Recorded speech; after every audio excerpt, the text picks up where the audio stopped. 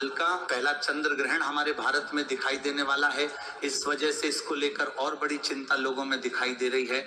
महाराज, इस बार होली के रंगों के साथ आसमान में एक अलग सी हलचल भी देखने को मिलेगी और इस बार लोगों को होली खेलते समय एक डर जरूर रहेगा कि कहीं इस चंद्र ग्रहण का असर हमारे ऊपर ना हो जाए। महाराज, होली और चंद्र ग्रहण का एक ही दिन होना हमारे लिए एक बहुत ही बड़ा संजोग है, क्योंकि आप सभी लोगों ने देखा होगा 17 फरवरी के दिन ही साल का पहला सूर्य ग्रहण लगा था, पर वह हमारे भारत में नहीं दिखाई दिया था और इस सूर्य ग्रहण के 15 दिन के बाद ही साल का पहला चंद्र ग्रहण लग रहा है। पर ये चंद्र ग्रहण हमारे भारत में दिखाई देगा और इस चंद्र ग्रहण का असर भारत में रहने वाले सभी लोगों पर पड़ने वाला है। महाराज, अब हम सीधा मुद्दे की बात करते हैं कि इस बार आपको होली कब मानना है और होलिका दहन कब है। होलिका दहन 2 या 3 मार्च कब होगा और रंगों वाली होली 3 या 4 मार्च कब खेली जाएगी। इसी के साथ में होली के दिन चंद्र ग्रहण किस समय दिखाई देगा और इसका सूतक काल कब से शुरू होगा और इस दौरान आपको क्या सावधानियां रखनी है।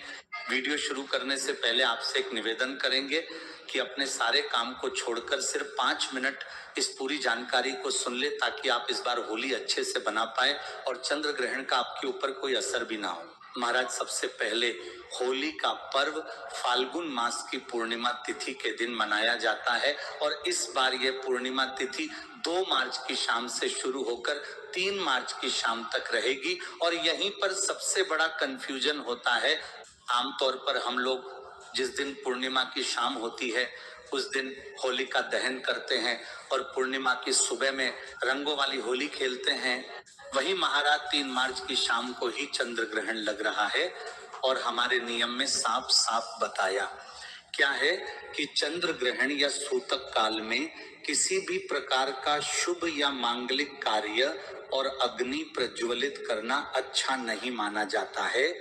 महाराज, ग्रहण के समय किया गया होलिका दहन शुभ फल नहीं देता है बल्कि अशुभ फल देता है। महाराज, अब प्रश्न यही आता है कि होलिका दहन कब किया जाए, तो हमारे शास्त्रों के अनुसार 3 मार्च को चंद्र ग्रहण है। इस वजह से आपको इस बार होलिका दहन 2 मार्च 2026 के दिन रात्रि में करना है। पर 2 मार्च को भी होलिका दहन में एक बहुत बड़ी बाधा है और वह बाधा है भद्रा काल, क्योंकि 2 मार्च को शाम होते ही भद्रा लग जाएगी और भद्रा काल वही समय होता है जो समय किसी भी शुभ या मांगलिक कार्य के लिए अच्छा नहीं माना जाता है। इसलिए होलिका दहन का सबसे शुभ मुहूर्त 2 मार्च को देर रात 12:50 से शुरू लेकर देर रात 2:02 तक रहेगा। देखा जाए तो यह समय 3 मार्च की रात्रि का होगा, इसलिए समय का ध्यान रखें। यह 1 घंटे 12 मिनट का वो समय रहेगा जब भद्रा काल समाप्त हो चुकी होगी। महाराज, अब हम जानते हैं कि रंगों वाली होली कब खेली जाएगी। उससे पहले हमें चंद्र ग्रहण का समय जानना बहुत जरूरी है। तो साल के पहले चंद्र ग्रहण की शुरुआत हमारे भारत समय अनुसार दोपहर के बाद से हो जाएगी, पर उस समय हमारे यहाँ पर चंद्रदेव नहीं दिखाई देंगे और उस दिन चंद्रोदय का समय शाम 6:20 का रहेगा और इस समय के बाद से आपको चंद्र ग्रहण देखना शुरू हो जाएगा और भारत में चंद्र ग्रहण का आपको आखिरी का हिस्सा देखने को मिलेगा, क्योंकि इस समय तक ग्रहण अपनी समाप्ति की ओर होगा और 3 मार्च को चंद्र ग्रहण की शुरुआत दोपहर को 3:32 से हो जाएगी और चंद्र ग्रहण की समाप्ति का समय लगभग शाम को 6:45 का रहेगा।